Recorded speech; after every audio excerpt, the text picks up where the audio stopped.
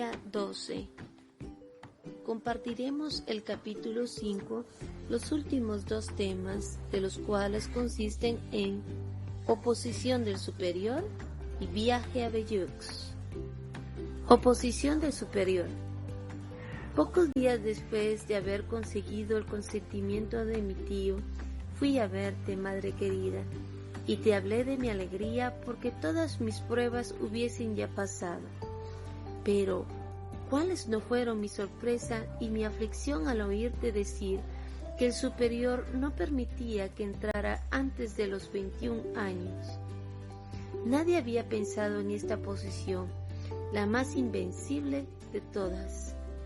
Sin embargo, sin desanimarme, yo misma fui con papá y con Celina a ver a nuestro padre para intentar conmoverle, haciéndole ver que tenía verdadera vocación de carmelita.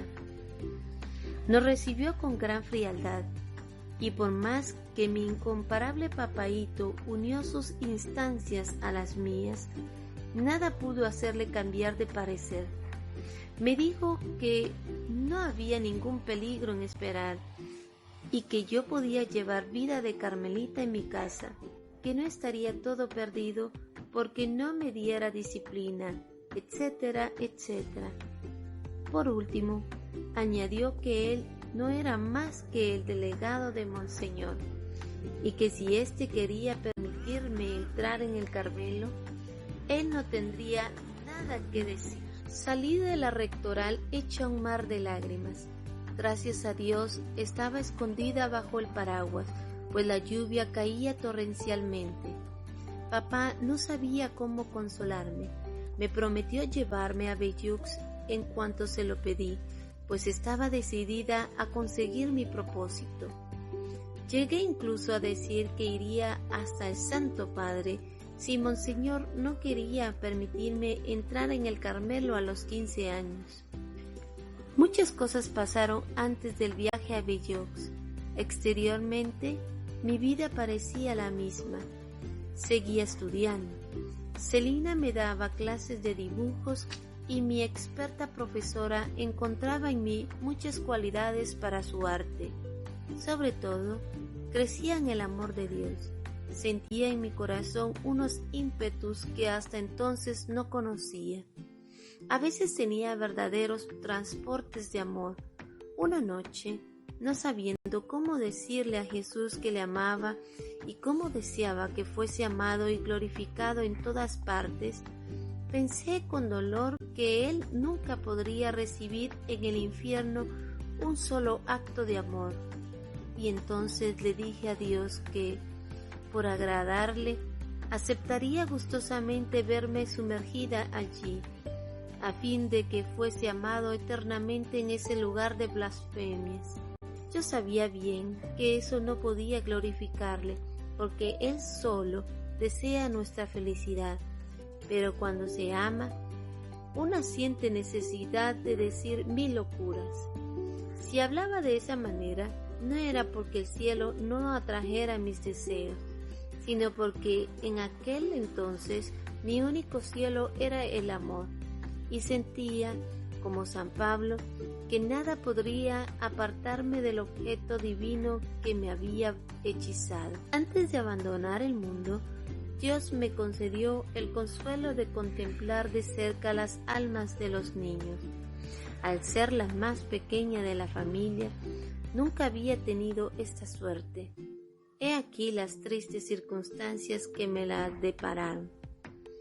Una buena mujer, pariente de nuestra sirvienta, murió en la flor de la edad, dejando 3 niños muy pequeños.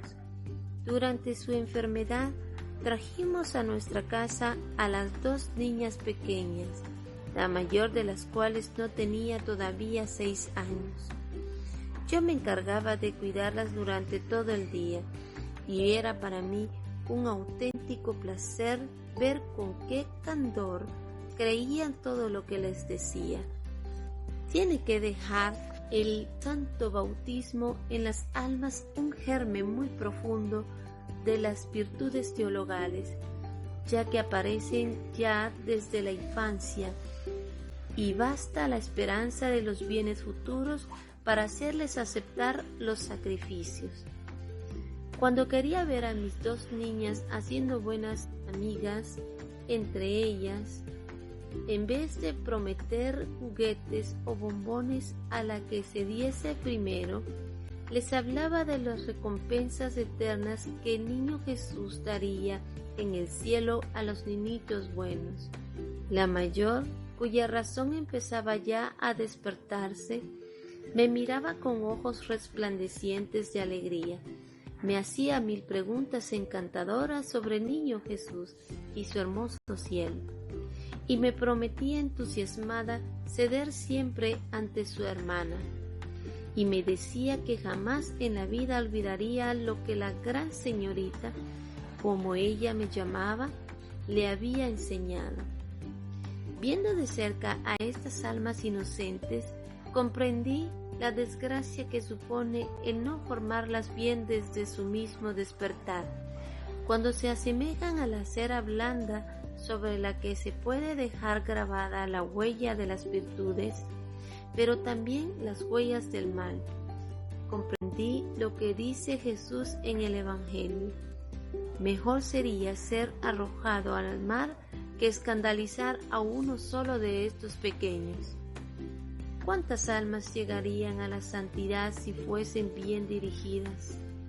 Sé muy bien que Dios no tiene necesidad de nadie para realizar su obra, pero así como permite a un hábil jardinero cultivar plantas delicadas y le da para ello los conocimientos necesarios, reservándose para sí la misión de fecundarlas, de la misma manera quiere Jesús ser ayudado en su divino cultivo de las almas.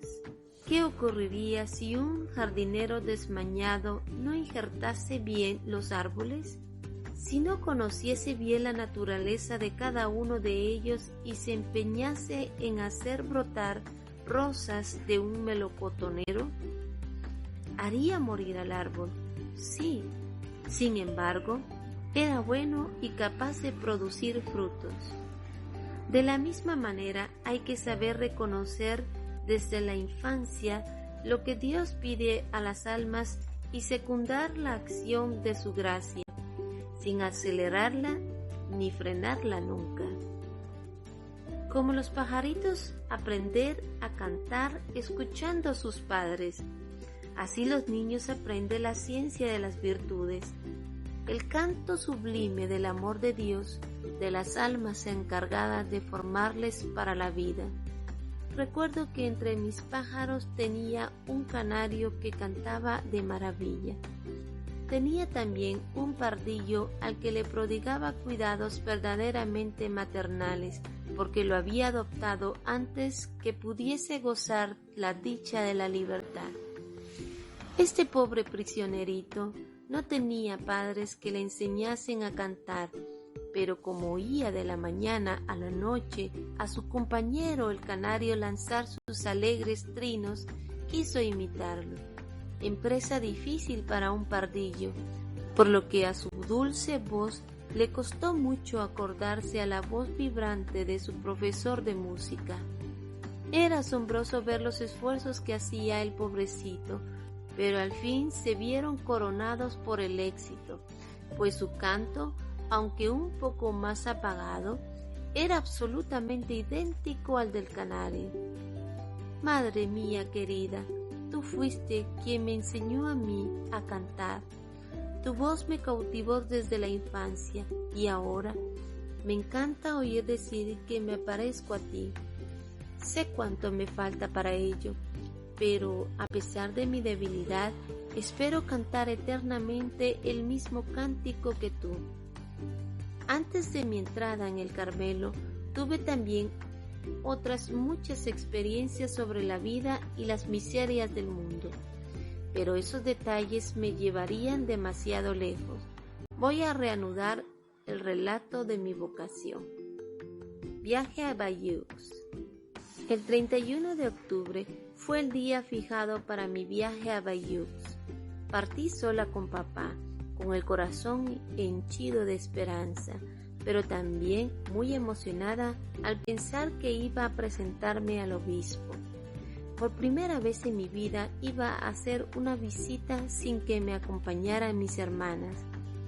Y esta visita era nada menos que a un obispo. Yo, que nunca hablaba, a no ser para contestar a las preguntas que me hacían, tenía que explicar por mí misma el motivo de mi visita y exponer las razones que me movían a solicitar la entrada en el Carmelo. En una palabra, iba a tener que demostrar la solidez de mi vocación.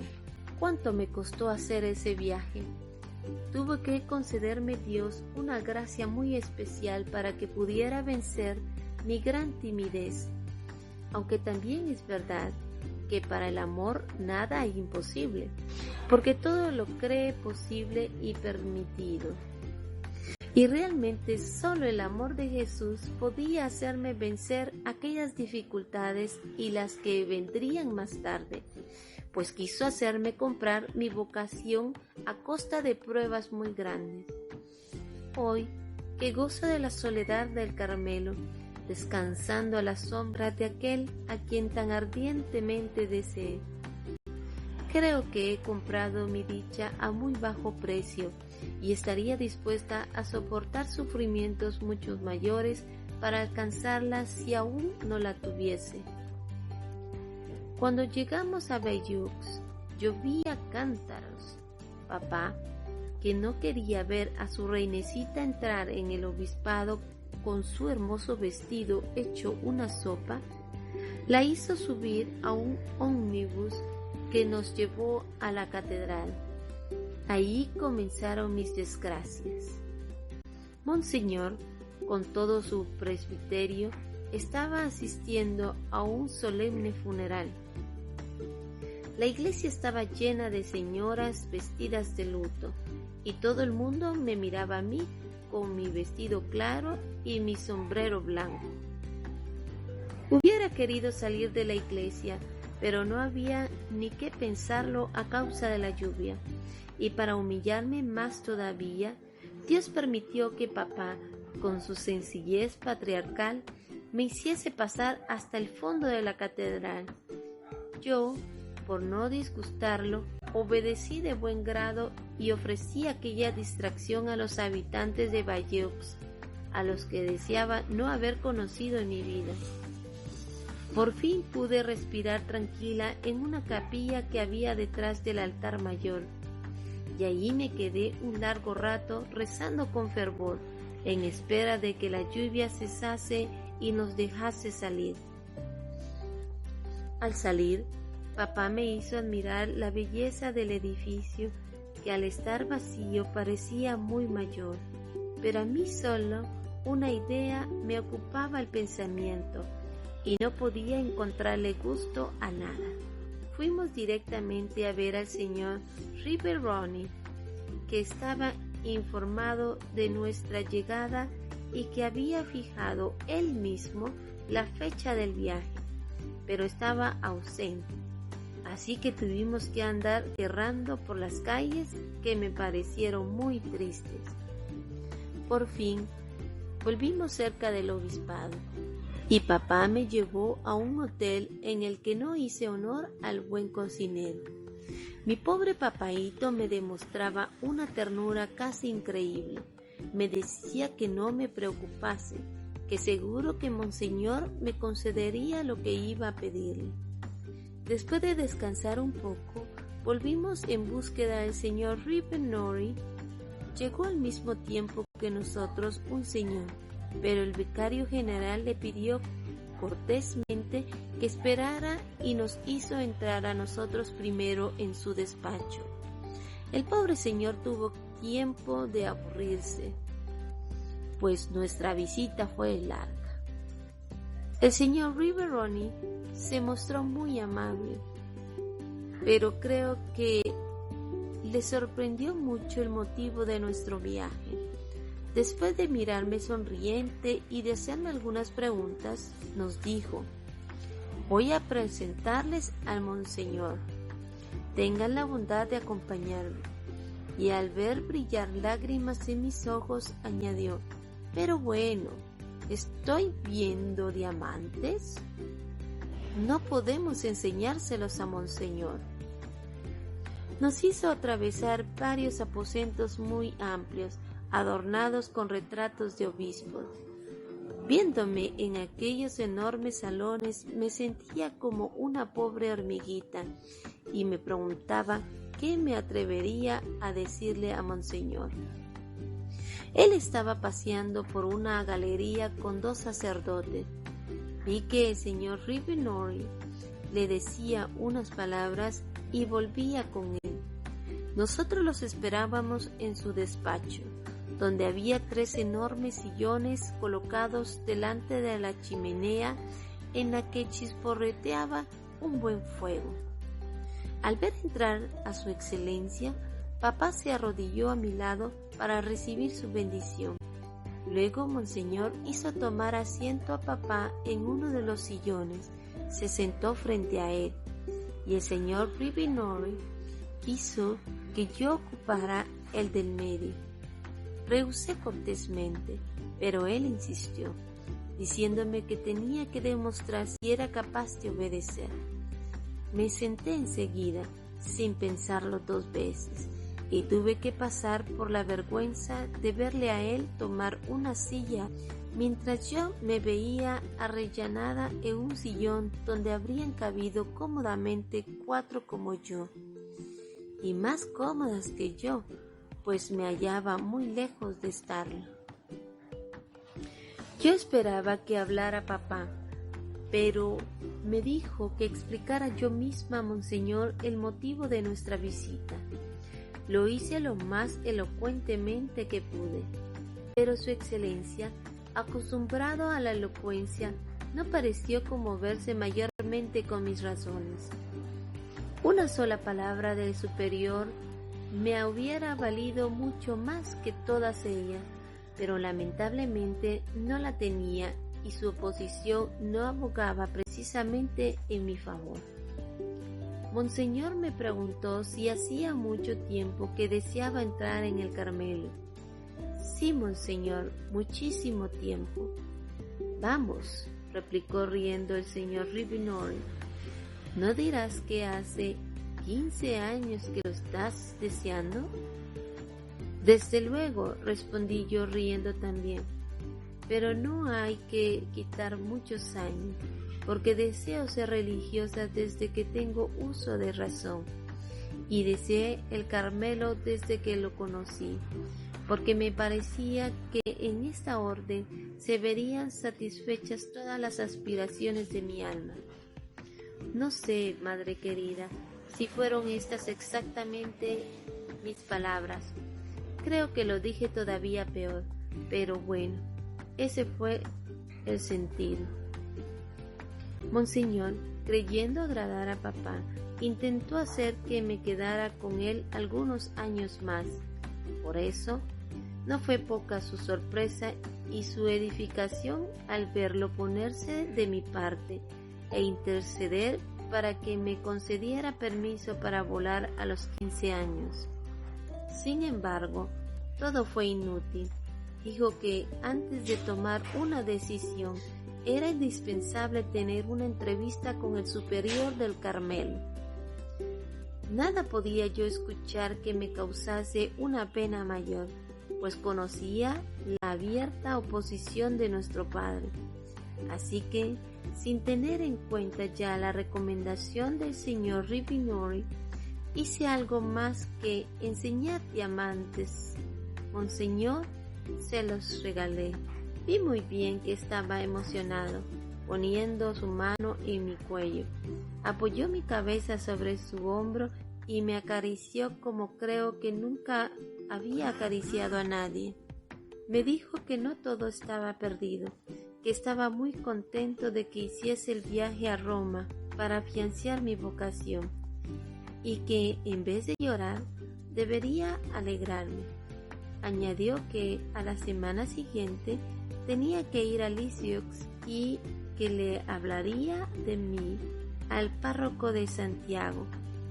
y que no dudase que en Italia recibiría su respuesta. Comprendí que era inútil seguir insistiendo. Además, ya no tenía nada más que decir, pues había agotado todos los recursos de mi elocuencia. Monseñor nos acompañó hasta el jardín. Papá le hizo reír mucho, contándole que, para aparentar más edad, me había hecho recoger el pelo. Este detalle no lo echó Monseñor en saco roto, pues cuando habla de su hijita nunca deja de contar la historia de su pelo. El señor Ribinori quiso acompañarnos hasta la puerta del jardín del obispado y dijo a papá que nunca se había visto una cosa así. Un padre tan deseoso de ofrecer a Dios su hija como ésta de ofrecerse a él. Papá le pidió algunas explicaciones sobre la peregrinación, entre otras, cómo había que ir vestidos para presentarse ante el Santo Padre. Aún lo estoy viendo darse vueltas ante el señor Ribinori, diciéndole, ¿estaré bien así? Él le había dicho también a Monseñor que si él no me daba permiso para entrar en el Carmelo, yo pediría esta gracia al Sumo Pontífice. Era muy sencillo en sus palabras y en sus modales, mi querido rey, pero era tan guapo. Tenía una distinción tan natural que debió de agradarle mucho a Monseñor, acostumbrado a verme rodeado de personajes que conocían todas las reglas de la etiqueta, pero no al rey de Francia y de Navarra, en persona con su reinecita. Cuando llegué a la calle, volvieron a correr las lágrimas, pero no tanto a causa de mi disgusto, cuanto por ver que mi papaíto querido acababa de hacer un viaje inútil. Él, que saboreaba ya por adelantado la alegría de enviar un telegrama al Carmelo anunciando la feliz respuesta de Monseñor, se veía obligado a volver sin respuesta de ninguna clase. ¡Qué disgusto tan grande tenía yo! Me parecía que mi futuro estaba roto para siempre. Cuanto más me acercaba a la meta, más veía embrollarse mis asuntos. Mi alma estaba hundida en la amargura, pero también en la paz, pues lo único que buscaba era la voluntad de Dios. En cuanto llegamos a Lisieux, fui a buscar consuelo en el Carmelo, y lo encontré a tu lado, madre querida. No, nunca olvidaré todo lo que tú sufriste por mi causa. Si no temiera profanarlas sirviéndome de ellas, podría repetir las palabras que Jesús dirigió a los apóstoles la noche de su pasión. Tú has permanecido siempre conmigo en mis pruebas. También mis queridísimas hermanas me ofrecieron muy dulces consuelos.